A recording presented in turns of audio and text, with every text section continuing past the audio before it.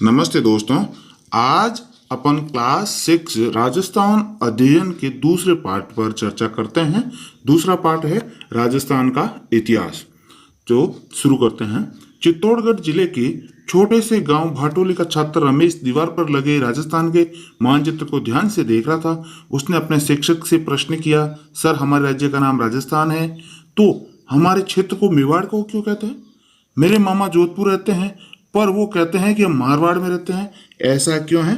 शिक्षक ने जवाब दिया कि रमेश, ये मेवाड़ मारवाड़ हमारे क्षेत्र के प्राचीन नाम है। राजस्थान जो आज हमें दिखाई देता है, पुराने समय में ये ऐसी राजनीतिक इकाई नहीं था। प्राचीन काल में राजस्थान विभिन्न जनपदों अंचलों में विभक्त था। ये जनपद एवं अंचल भौगोलिक स्थान अथवा वहां रहने वाली जाति के नाम से जाने जाते, जैसे जंगल, मरु, अर्जुनयन, शिवी, मेवात और हाड़ौती। ये पुराने जनपद या इनका दूसरा नाम है अंचल। ये जनपद और अंचल क्या है? तो ये उस समय रहने वाली जाति के आधार पे ये नाम पड़े हुए हैं। इधर देखिए साइड में, क्या आपके मन में भी ऐसे प्रश्न आते हैं? यदि हाँ, तो अपने शिक्षक के साथ चर्चा कीजिए, अपने क्षेत्र के प्राचीन नामों को जानिए। तो आप भी इस तरह के क्वेश्चन कमेंट बॉक्स में कर सकते हैं। अब देखिए, राजस्थान का मैप है और इसमें नाम दे रखे हैं जांगल, मरुकांतार, मत्स्य, सूरसेन। यानी जो राजस्थान का मैप है, जांगल प्रदेश है वो बीकानेर के आसपास का, मरुकांतार है वो जोधपुर जैसलमेर के आसपास, मत्स्य क्षेत्र है ये अलवर भरतपुर, सूरसेन धौलपुर और उस साइड का हिस्सा ये पूर्वी हिस्सा ये सूरसेन का था। वर्तमान राजस्थान ये बहुत प्राचीन कब का है? महाकाव्य कालीन राजस्थान, उस समय के ये राजस्थान के नाम थे। प्राचीन भारत में आर्यों ने छोटी छोटी बस्तियों को मिलाकर अपने अपने राज्य का जनपदों का निर्माण आरंभ किया। महाभारत एवं संहिता ग्रंथों में राजस्थान के कई जनपदों का उल्लेख मिलता है। तो ये जनपद बनने शुरू कब से हुए? किसने शुरू किए? आर्यों ने। ठीक है, मतलब छोटी छोटी बस्तियों को मिलाकर उन्होंने एक जनपद या वर्तमान जो राज्य है वैसा बना दिया।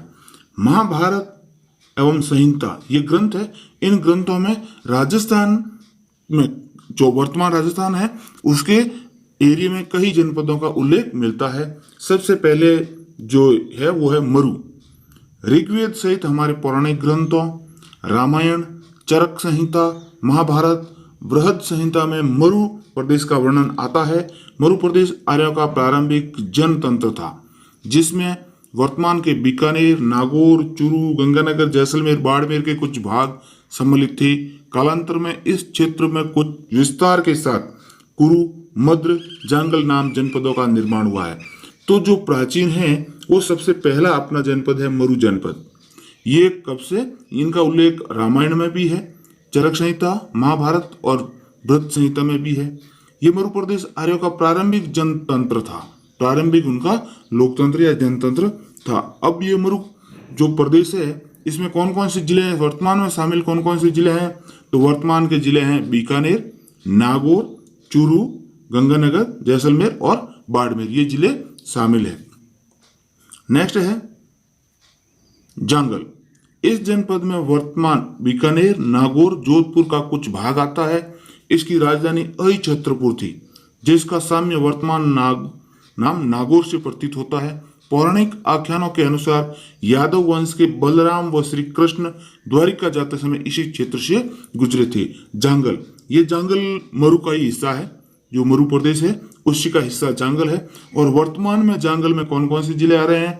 3 जिले, बीकानेर, नागौर और जोधपुर, इनके कुछ भाग आ रहे हैं। इनकी राजधानी अहिछत्रपुर, उस समय अहिछत्रपुर थी। वर्तमान में इसका नाम क्या है? नागौर। पौराणिक आख्यानों के अनुसार यादव वंश के बलराम और श्री कृष्ण द्वारका जा रहे थे, तो इसी जांगल प्रदेश से होकर निकले थे। नेक्स्ट है मत्स्य प्रदेश। इस जनपद का उल्लेख ऋग्वेद में मिलता है। महाभारत में मत्स्य जनपद की राजधानी विराट नगर यानी बैराट थी। यह जनपद अलवर जयपुर के मध्य स्थित इस स्थान का वर्णन चीनी यात्री युवान चांग ने भी किया था। अब देखिए मत्स्य के बारे में, इसका वर्णन कहाँ मिल रहा है? ऋग्वेद में मिल रहा है। यह वर्तमान में कौन कौन से जिलों में शामिल था? तो ये अलवर और जयपुर दोनों किस नाम से? मत्स्य प्रदेश या मत्स्य जनपद के नाम से। और इसका वर्णन चीनी यात्री कौन? युआन चांग ने भी किया था। तो क्वेश्चन पूछ सकते हैं कि चीनी यात्री युआन चांग ने किस जनपद का उल्लेख किया? मत्स्य। यह मत्स्य जनपद का उल्लेख किस चीनी यात्री ने किया? तो युआन चांग। याद रखना। योधे क्षेत्र बीकानेर और हनुमानगढ़, ये अर्जुनयन भी यहाँ ये अलवर जयपुर के आसपास का, ये मालव प्रदेश और ये सीवी प्रदेश, ये जनपद। नेक्स्ट है सूरसेन। राजस्थान के भरतपुर, धौलपुर और करौली के अधिकतर भूभाग प्राचीन सूरसेन जनपद में सम्मिलित थे। इस जनपद की राजधानी मथुरा थी। 4वीं शताब्दी ईस्वी पूर्व के यूनानी लेखकों ने सिकंदर के समय में सूरसेन या सौरसेन का उल्लेख किया है। बयाना प्रशस्ति में भी सूरसेन नामक राजवंश का वर्णन मिलता है। सिकंदर के अलावा सिकंदर के आक्रमण के पश्चात अपने स्वतंत्रता को सुरक्षित रखने को उत्सुक पंजाब और टक की कुछ जातियां राजस्थान में आकर बस गई। इनमें पहले साहस और शौर्य के लिए प्रसिद्ध मालव, सीवी, अर्जुनन आदि जातियां प्रमुख थी। तो सूरसेन, वर्तमान में सूरसेन कहाँ है? जो वर्तमान के जिले कौन कौन से हैं? भरतपुर, धौलपुर और करौली, ये सूरसेन प्रदेश के शामिल थे। सूरसेन का दूसरा नाम है सौरसेन। ठीक है, इनकी राजधानी थी मथुरा। यूनानी लेखकों ने इनका वर्णन सिकंदर के टाइम भी किया है कि सिकंदर के आक्रमण करने से ये सूरसेन जाति के लोग हैं, ये राजस्थान में आकर बस गए। नेक्स्ट है सीवी।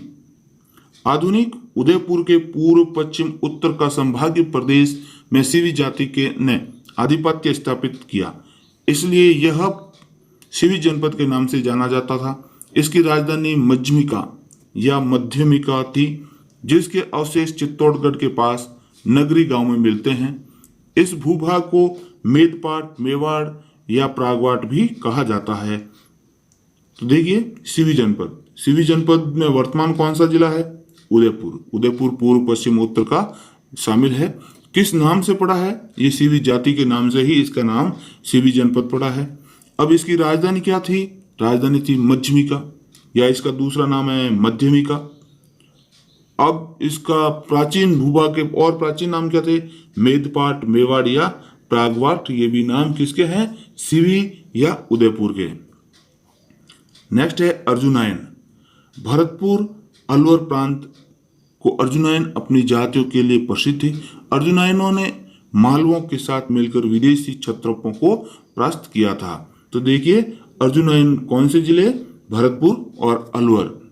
और ये किस लिए प्रसिद्ध है? ये अर्जुनयनों ने मालवों के साथ युद्ध किया था। नेक्स्ट है मालव। मालवों की शक्ति का केंद्र जयपुर के निकट नगर था, जो वर्तमान में टोंक जिले में स्थित है। कालांतर में ये अजमेर, टोंक एवं मेवाड़ क्षेत्र तक फैल गए। टोंक, प्रतापगढ़, झालावाड़ का क्षेत्र मालव क्षेत्र के अंतर्गत आता है। मालवों की दिग्विजय का युग अभिलेख नादसा भीलवाड़ा में लगा है। तो ये मालव कहाँ है? उस समय मुख्य केंद्र ये मालवों का जयपुर था। जयपुर के निकट नाम है नगर। क्या नाम है? नगर। नगर वर्तमान में कहाँ है? ये टोंक में, ये याद रखना है। नगर किससे संबंधित है? मालवा से संबंधित है। और ये वर्तमान नगर कहाँ है? ये टोंक में है। कालांतर में ये अजमेर, टोंक और मेवाड़ के पास फैला हुआ क्षेत्र है, वो मालव प्रदेश कहलाता है। इसमें टोंक, प्रतापगढ़ और झालावाड़ का क्षेत्र शामिल है। अब इसका वर्णन कहाँ मिल रहा है? तो मालव प्रदेश का मालवों की विजय का वर्णन कहाँ मिल रहा है? यूप अभिलेख नादसा भीलवाड़ा में है। ये आपको इंपॉर्टेंट याद रखना है कि नादसा अभिलेख कहाँ पर है? ये नादसा भीलवाड़ा में है। और ये किससे संबंधित है? मालवों की विजय से संबंधित। यूप अभिलेख नादसा भीलवाड़ा, अभिलेख का नाम है यूप अभिलेख और ये नादसा भीलवाड़ा में है। नेक्स्ट है योधे। राजस्थान के उत्तरी भाग का योधे भी एक शक्तिशाली गणतंत्रीय कबीला था। संभवतः योदय ने ही उत्तरी राजस्थान से कुषाण शक्ति को नष्ट किया था। इंपॉर्टेंट, ये योदय है, ये कहाँ है? ये राजस्थान के उत्तरी भाग में है। ये एक गणतंत्रीय कबीला था और इसने कुषाण शक्ति को नष्ट करने में महत्वपूर्ण भूमिका अदा की। गुप्त काल तक भी ये गणतंत्रीय व्यवस्थाएं अपने अपने क्षेत्र में बनी रही। ऐसा प्रतीत होता है कि गुप्त सम्राटों ने इन्हें अर्ध आश्रित रूप में बनाए रखा, परंतु 5वीं सदी के बाद के हूण आक्रमणों ने यहाँ के गणतंत्रीय जनपदों की व्यवस्था को समाप्त कर दिया। व्रत संहिता नामक ग्रंथ में इनके पतन की चर्चा है। इसके बाद ये जनपद अन्य नामों और सीमाओं को लेकर सामने आते हैं, जैसे मेवाड़, वागड़, मारवाड़, हाड़ौती, ढूंढाड़, मेवाड़। अब देखिए, ये जो प्रदेश हैं, ये गुप्त सम्राटों ने इनको अर्ध आश्रित प्रदेश बनाए रखा था। 5वीं शताब्दी में हूण आक्रमणों ने जो ये गणतंत्रीय व्यवस्था थी, इनको समाप्त कर दिया। इसका उल्लेख व्रत संहिता में मिलता है और उन्हीं के जगह वो गणतंत्रीय व्यवस्था समाप्त होने के बाद वहाँ नए जो प्रदेश और सीमाएं बनी, वो मेवाड़, मारवाड़, वागड़ आदि प्रदेश है। अब नेक्स्ट है अपना मेवाड़। मेवाड़ सिवी जनपद वाले क्षेत्र को मेवाड़ कहा जा गया। आधुनिक उदयपुर, चित्तौड़गढ़, प्रतापगढ़, राजसमंद, भीलवाड़ा जिले मेवाड़ राज्य के क्षेत्र में थे। इस क्षेत्र पर 7वीं शताब्दी में आधुनिक राजस्थान के निर्माण तक गुहिल सिसोदिया वंश का राज्य रहा। नागदा, अहाड़, कल्याणपुर, चित्तौड़गढ़, कुंभलगढ़, चावंड, उदयपुर आदि समय समय पर इनकी राजधानियां रही। यहाँ की बोली मेवाड़ी है। ये इंपॉर्टेंट है। तो जो मेवाड़ है वो पुराने सिवी जनपद का ही हिस्सा है। जहाँ पुराना सिवी जनपद था वहीं मेवाड़ प्रदेश है। अब मेवाड़ में कौन कौन से जिले आ रहे हैं? तो उदयपुर, राजसमंद, भीलवाड़ा आदि जिले आ रहे हैं। यहाँ मुख्य जब से मेवाड़ का निर्माण हुआ है, तब से लेकर राजस्थान का निर्माण हुआ है, तब तक वहाँ कौन से वंश का शासन था? सिसोदिया वंश का था। इसकी राजधानियां समय समय पर बदलती रही है। नागदा, अहाड़, कल्याणपुर, चित्तौड़गढ़, चावंड, उदयपुर आदि समय समय पर ये राजधानी रही और ये बदलती रही। इनकी बोली है वो है मेवाड़ी। यहाँ एक इंपॉर्टेंट क्वेश्चन बन रहा है। क्वेश्चन आ सकता है कि निम्न में से कौन सी मेवाड़ की राजधानी नहीं रही है? रही है वो तो लगे, नहीं रही है तो उसमें आपको ये नाम याद रखने पड़ेंगे। कौन कौन से? नागदा, अहाड़, कल्याणपुर, चित्तौड़गढ़, कुंभलगढ़, चावंड और उदयपुर। 7 नाम दे रखे हैं। 7 ही टाइम के अनुसार मेवाड़ की राजधानियां बनी। नेक्स्ट है वागड़। राजस्थान में 2 क्षेत्र वागड़ के नाम से जाने जाते हैं। एक डूंगरपुर बांसवाड़ा, दूसरा पिलानी के पास नरहड़, भादरा, नौहर और कनका का क्षेत्र। तो राजस्थान में वागड़ के नाम से 2 क्षेत्र है। क्या नाम है? वागड़। 2 क्षेत्र है। कौन कौन से? एक तो डूंगरपुर बांसवाड़ा वागड़ के नाम से जाना जाता है। दूसरा इधर पिलानी के पास, झुंझुनू के पास नरहड़, भादरा, नौहर और कनका का क्षेत्र है। किंतु अधिकतर दक्षिणी राजस्थान के डूंगरपुर बांसवाड़ा के भाग को ही वागड़ या वागड़ कहा जाता है। इसकी बोली वागड़ी है। 2 क्षेत्र ध्यान रखना, एक डूंगरपुर बांसवाड़ा, दूसरा इधर झुंझुनू चूरू सीकर साइड का है। यहाँ दे रखा है पिलानी, नरहड़, भादरा, नौहर और कन्ना का क्षेत्र है। लेकिन जो अधिकतर मान्य है वो कौन सा है? दक्षिणी भाग डूंगरपुर वाला है। इसका प्राचीन नाम या अन्य नाम क्या है? वागड़ या वागड़। इसकी बोली है वागड़ी। नेक्स्ट है मारवाड़। प्राचीन मरु प्रदेश ही कालांतर में मारवाड़ कहलाया। जो मरु प्रदेश था वो ही क्या कहलाया? मारवाड़ कहलाया। 7वीं सदी में इसके मंडोर, जोधपुर क्षेत्र पर गुर्जर प्रतिहारों ने शासन किया। बाद में इस क्षेत्र पर राठौड़ वंश का आधिपत्य स्थापित हो गया। तो आपको मरु प्रदेश से मारवाड़ याद रखना है और इसकी राजधानी मंडोर थी। यहाँ किसका शासन था? गुर्जर प्रतिहारों का। और बाद में यहाँ राठौड़ वंश ने अपना स्थापत्य स्थापित कर लिया था। नेक्स्ट है हाड़ौती। आधुनिक कोटा बूंदी क्षेत्र हाड़ौती कहलाता। प्राचीन में इस भूभाग पर मीणाओं का शासन था। तो ये नक्शा है और इस नक्शे में आप देख सकते हैं कि कौन सा प्रदेश कहाँ है। जैसे मांड कहाँ पर है? जैसलमेर, मारवाड़, जोधपुर, शेखावाटी, इसी कर झुंझुनू, मेवात, अलवर वाला हिस्सा है। ढूंढाड़ जयपुर के आसपास का हड़ौती, कोटा, बूंदी, मेवाड़, उदयपुर, वागड़, डूंगरपुर और बांसवाड़ा, ये हिस्से ये प्राचीन प्रदेश हैं और इनकी लोकेशन दे रखी है। ये लोकेशन आपको याद रखनी है। तो प्राचीन काल में इस प्रदेश पर मीणा जनजाति का आधिपत्य था। मीणा वंश का बूंदा के नाम पर ही बूंदी का नामकरण हुआ। कालांतर में चौहान वंश की हाड़ा शाखा ने इस क्षेत्र पर अधिकार कर लिया। तभी से इस भूभाग को एवं यहाँ की बोली हड़ौती कहा जाने लगा। अब देखिए, जो हड़ौती क्षेत्र है वहाँ आधिपत्य किसका था? मीणाओं का था। मीणा वंश का एक शासक बूंदा, इसके नाम पर बूंदी बना। और यहाँ जो शाखा थी वो शाखा थी मीणाओं, चौहान वंश की हाड़ा शाखा। मीणाओं के बाद में वहाँ एक नई शाखा ने शासन शुरू किया, वो थी चौहान वंश की हाड़ा शाखा। पहले मीणा थे, मीणाओं के बाद में हाड़ा शाखा आ गई और इस हाड़ा शाखा के कारण ही इस क्षेत्र का नाम हड़ौती पड़ा और यहाँ की बोली भी क्या है? हड़ौती। क्षेत्र का भी नाम हड़ौती और बोली का भी नाम हड़ौती। नेक्स्ट है ढूंढाड़। जयपुर एवं उसके आसपास का क्षेत्र ढूंढाड़ के नाम से प्रसिद्ध रहा। 12वीं सदी में कछावा राजपूतों यहाँ की स्थानीय जनजाति के मीणा और बड़ गुजरों को परास्त कर अपने राजवंश की नींव डाली। इस क्षेत्र की भाषा ढूंढाड़ी है। ठीक है, तो यहाँ 12वीं शताब्दी तक तो किसका शासन था? मीणा और बड़ गुजरों का। ढूंढाड़ में 12वीं शताब्दी तक मीणा और बड़ गुजर राज कर रहे थे।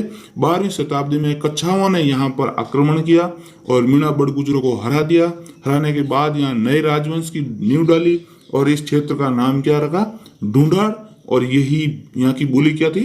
ढूंढाड़ी। नेक्स्ट है मेवाड़। अलवर भरतपुर का वह क्षेत्र जहाँ मेव जाति का आधिपत्य रहा, मेवात कहलाया। मेवातियों का प्रसिद्ध नायक हसन खां मेवाती, जो खानवा के युद्ध में राणा सांगा की ओर से बाबर के विरुद्ध लड़ता हुआ मारा गया। तो मेवात है वो अलवर और भरतपुर का क्षेत्र मेवात है। ये मेवात क्यों कहलाया? यहाँ मेव जाति अधिक थी इसलिए ये मेवात कहलाया। यहाँ का प्रसिद्ध सरदार या नायक हसन खां मेवाती, क्या नाम है? हसन खां मेवाती। ये खानवा के युद्ध में मारा गया। ये किसकी तरफ से लड़ा था? राणा सांगा की तरफ से बाबर के विरुद्ध में लड़ा था। इन सब अंचलों के अतिरिक्त भी राजस्थान के कुछ अन्य जैसे क्षेत्र जैसलमेर को माड़, वल, जोधपुर का दक्षिणी भाग गुर्जरात्रा, प्रतापगढ़ को कांठल, झालावाड़ को मालवा, चूरू, सीकर, झुंझुनू वाला क्षेत्र शेखावाटी, ब्यावर, अजमेर का क्षेत्र मेरवाड़ा के नाम से जाना जाता है। इनके भी नाम याद रखना है। तो देखिए, मांड या वल ये कहाँ है? ये जैसलमेर में।